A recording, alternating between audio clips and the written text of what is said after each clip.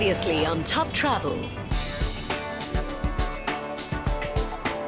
It's my first time on a cruise ship. It's actually exactly what I expected. I'm the king of the world! Jack! When you go up a mountain and it's extreme terrain, the first thing you make sure is that you have boots that are anti-slip. I fell on my tochas. Janez was nowhere to be seen. It was the most fun I've probably ever had in my life. Wow.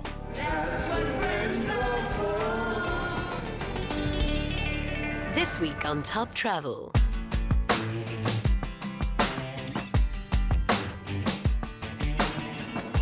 Woke up this morning, we had arrived in a new port, and Janez was nowhere to be found. So I left him behind. We arrived this morning in one of the most bustling and promising villages of Alaska. It's called Skagway. Population 900.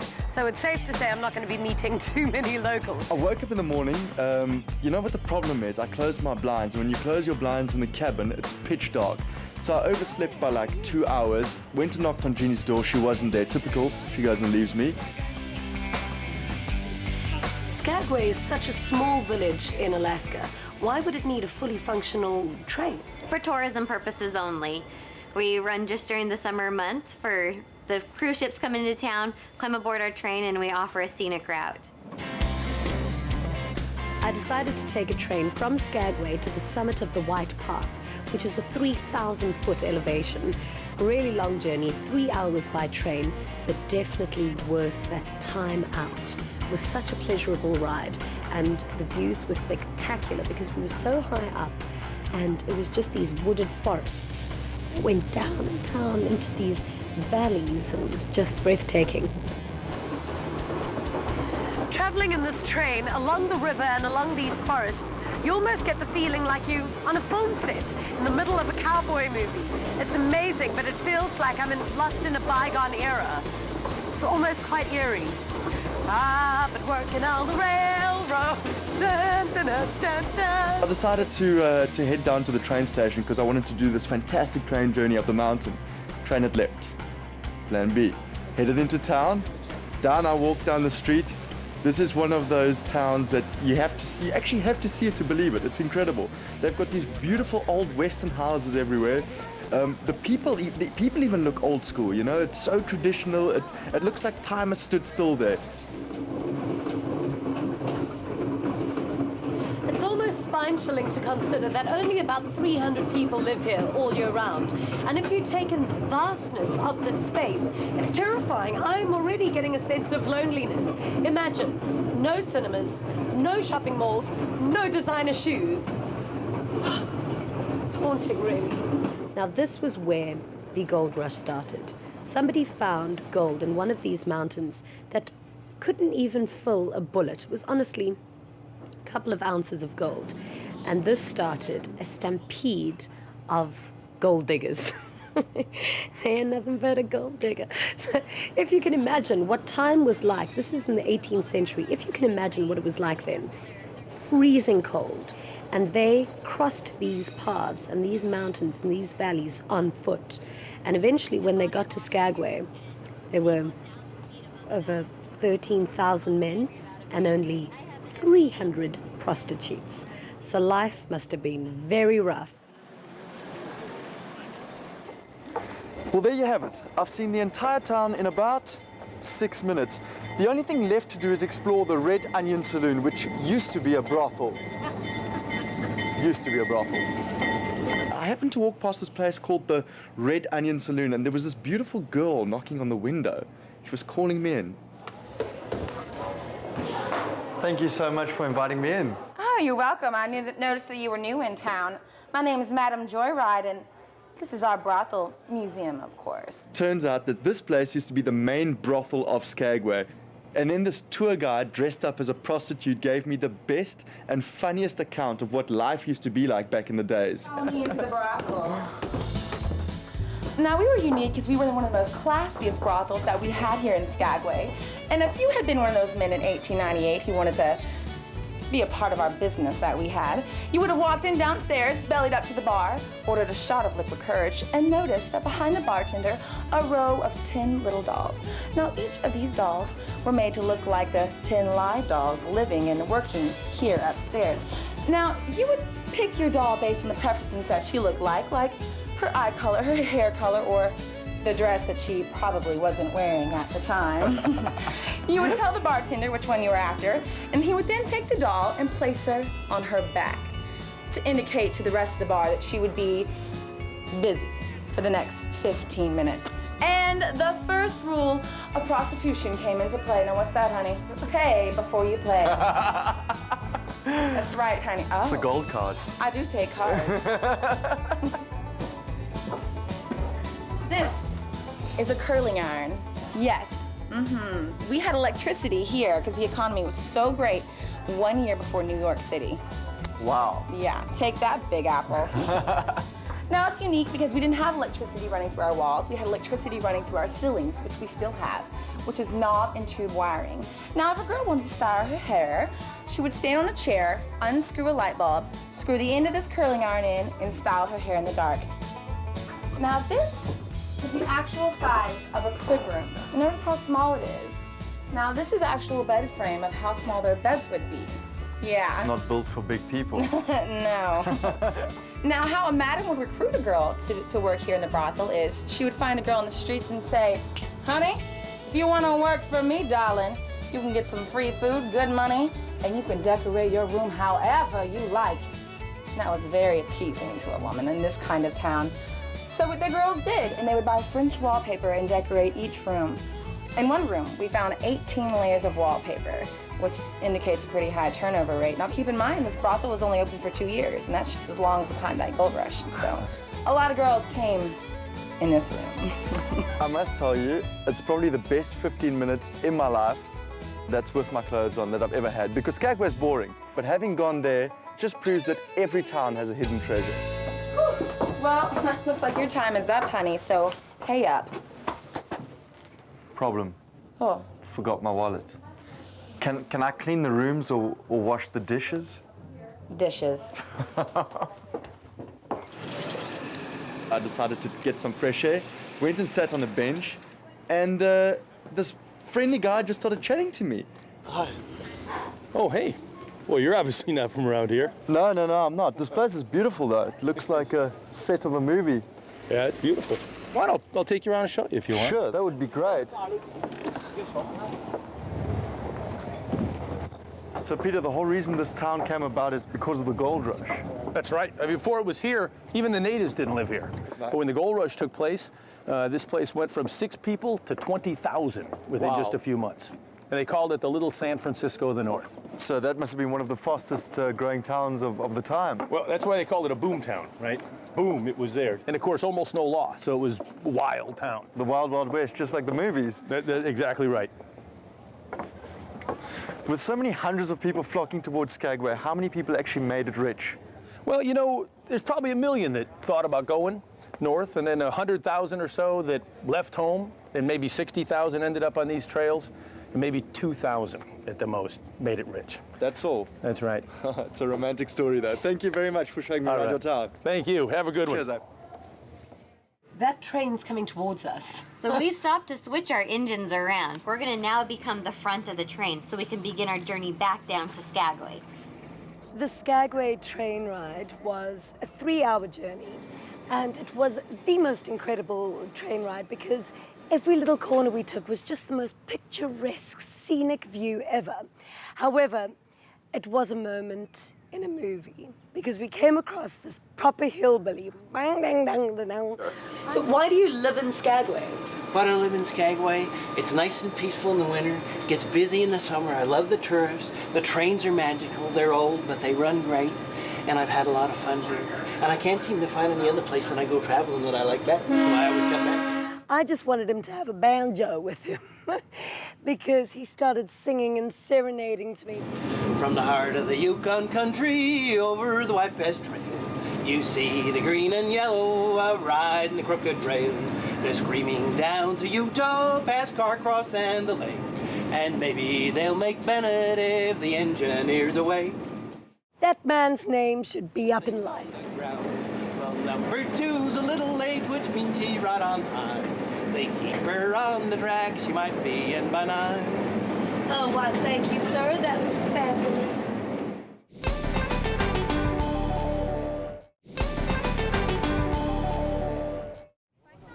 What you don't realize is once you've been on the boat for a few days, you start retaining water, and your skin and everything inside of you just starts dehydrating as well. So I was in dire need of a spa treatment. She measured my waist with a measuring tape first. Then as I lay down, she put this thick thermal clay over my body. This is very strange. So how is it going to make me thin? Well, Jeannie, it's not going to make you thin in one session, but we're going to start the detoxing process so that your body can break down the toxins, and in that way your fat cell can be burnt quicker, because at the moment it's surrounded by toxins and it actually can't be burned. Believe it or not, I was thin when I walked onto this cruise, and now I'm going to roll off. I'm going to be totally honest with you. I'm not the type of person who's usually into massage and herbal healing and all that kind of stuff, but I got the opportunity to go for acupuncture. I'm getting sweaty palms just thinking about the acupuncture because I hate needles. I hate them. It freaks me out. I mean, I've passed out countless times in doctor's room when they hold out a needle. It drives me crazy. But these needles were so sharp, and they actually don't have a little, they're not tube-like, so they're solid, and you can hardly feel them going in. It doesn't hurt, but it's just your brain thinking there's something going into my flesh. Help.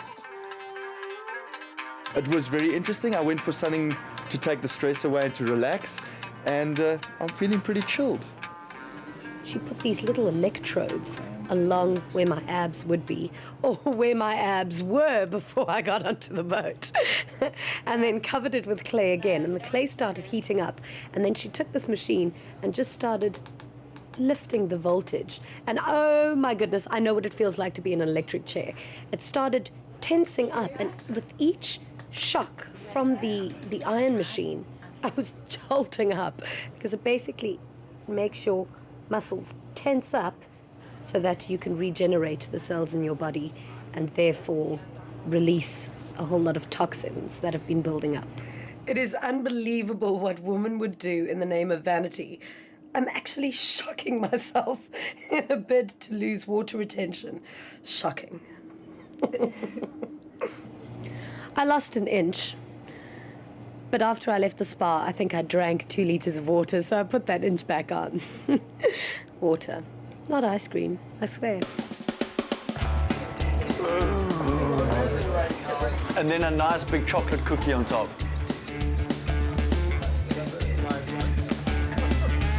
Honestly, I've never seen so much food in my whole life. There's food everywhere. There's food on every single floor. People are constantly eating. I've never in my life seen so many people eating so much food. But I can understand why, because the food is free and the food is really good. They've got everything your heart desires. They've got pizzas, they've got pastas, they've got Japanese, they've got Chinese, they've got stir fries, they've got 20 different kinds of breakfast. I've got no idea of how they provide so much food for so many people, and the quality is actually really, really good. I'm so relieved that I found this health food bar, because there is so much food on the ship, and it's really quite tempting to tuck into pizza and ice creams at the downstairs buffet. So this is very healthy. I'm pretty sure you're going to find Janez with all the croissants and ice cream and desserts. What's wrong? What are you looking at? I wonder where Jeannie is.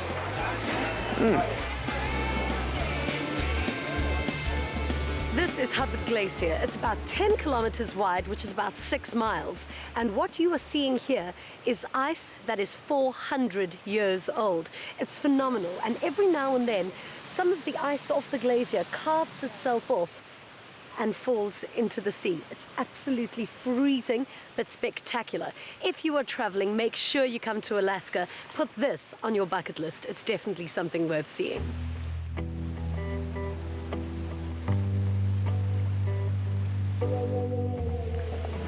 Isn't this spectacular? Look at this piece of ice. I've never seen anything like it. You know, Alaska really does have the perfect climate, but only if you're a glacier. To form a glacier like the one behind us, you need a perfect maritime climate, you need big coastal mountains like the one next to me, and you need about 100 feet of snowfall per year. And on top of that, you need a mild enough summer not to create a total meltdown. To create a Hubbard Glacier, you need this process to continue century after century after century. So you can understand, if you want to be spectacular in these parts, you need to stick around for a very, very, very long time. This is unbelievable.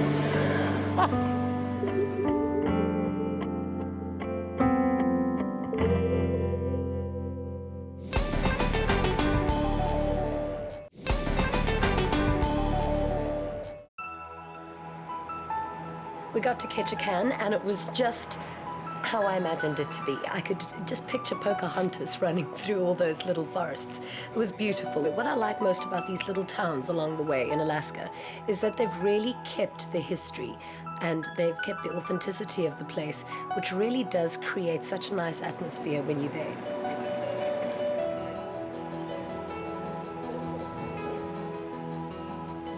I'm here in Ketchikan, which is the ancestral home of the Clinker tribe. It's a definite must-see if you're coming to the area. It also has the largest collection of totem poles in the world. And I promise you, there's more to these poles than just art.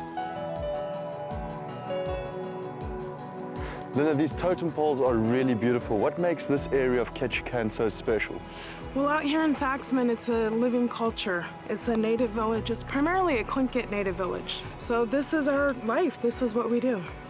And I mean, these totem poles look like a work of art, but what is the real meaning behind them? Oh, there's various meanings. There's mortuary pole, memorial pole, honor pole, story pole, even a shame pole. I know that the poles are storytellers, but a lot of the pictures and symbols look similar, so I don't quite understand how they work. Can you take me through one and tell me the story? Sure, I can take you right down right now. This looks like a great pole. Can you tell me this story? Actually, this pole has two stories. The top figure is a loon bird. When fishermen got lost out at sea because a thick fog came in, they heard the sound of a loon. So they decided to follow that sound and it led them right to shore. So to honor the loon, they put it at the top of a pole. What's the meaning of the three bears coming down? The three bears actually lead right into the next story. They actually start off with this man right here at the bottom, who is Kotz, who is known as a very amazing hunter in his village. He came across this bear den, and he goes to approach the bear den, and this male bear is standing outside the den and swats him inside the den. And he flies in, he hits his head on the wall, falls down unconscious. Well, she-bear was inside, and she saw him, quickly covered him up, and the male bear comes in and he's asking, "Where's that man I just threw in here?" Well, she says, What man? There's no man in here." Well, he gets the hint and he takes off. As soon as Kotz came to, and as soon as he laid hands on she-bear, he fell madly in love with her. When you look at totem poles, they almost look decorative. You don't think that they have such an intense meaning behind them. It's amazing how all of these legends and these stories and these tales are told in one single pole. Unbelievable. They were just so big, and I couldn't help but imagine the amount of time that it took to craft this beautiful story in pictures. How did the Ketchikan village come about? Well, you know, it was more about the natives being here. The more original pole on the island is just around the corner over here. It's the oldest pole in Ketchikan. And that particular pole marked this particular chief's fishing grounds. There was never any natives living on this island. They lived on outlying islands. They would come here to fish. And they kind of knew the idea that if they lived near a salmon run, that eventually they couldn't drink the water because the salmon would spawn and die. The smell was putrid. They couldn't do it. So that particular pole marked this chief's fishing grounds. As far as like the Europeans coming here, they started coming here like the 17th century. You know, everybody knows about the Russians. The French were here. This island actually has a Spanish name. I mean, that's what the whole thing about. This is Revilla Island. So the Spanish were here, the French, the English, Vancouver Island, Prince of Wales Island. So that's kind of how it all started. The main source of industry here was just fishing. Well, you know, this is a creek, and you see right now the tide's pretty high up there. In fact, it's just about high tide. You can see the markings on the pilings back there. Low tide, this is completely empty of water, and you have a whole salmon run through here.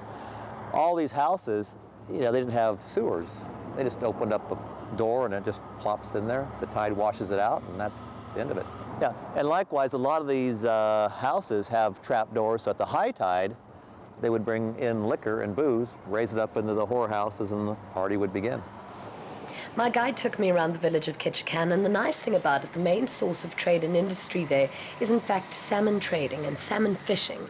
And I was there at the wrong time of the year, unfortunately. But during the salmon run, apparently all you see is just salmon fins, and they fish about this size. This is the little treasure that I'm going to be taking home with me.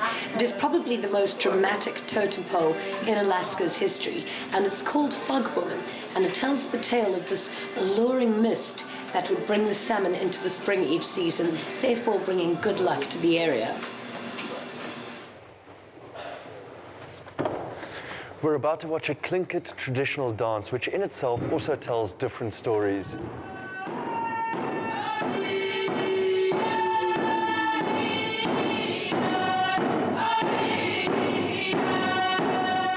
The dance was cool. Jeannie actually said we should go dance and convinced me to go up in front of a whole hall of people. Unfortunately, I have 2 left feet. Janez's dance for the Tlingit clan was exactly the same way he would dance normally. It's sort of, he's got no rhythm. The man can't move. The man can't dance, let's face it.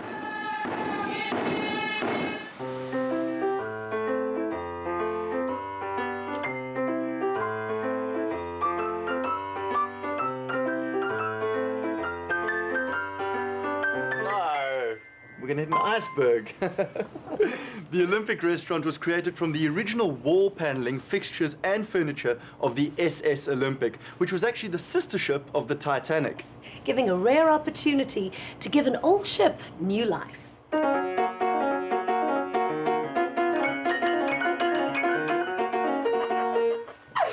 The Olympic restaurant was beautiful. It had this old world charm and it was just very elegant. The decor was gorgeous and the food was absolutely scrumptious. Ching ching, Janez. To Alaska. If I can give anyone the advice, if they ever go on that ship, it's the rarest experience to go and enjoy such fine dining and such good food. What is that, like a chocolate brownie? Can I dish you some? It's got a bit of chocolate, caramel, on a Rice Krispies base. The dessert was so mouth-watering, but I'm not quite sure if that was a good thing because I ate dessert every night on the boat. Having been to Alaska, I've got such a great sense of appreciation because it's such a rare, unique destination. I wouldn't imagine ever going to Alaska in my life. It would never be on my holiday list. But I went and it was the experience of a lifetime. Probably one of the best trips I've ever done.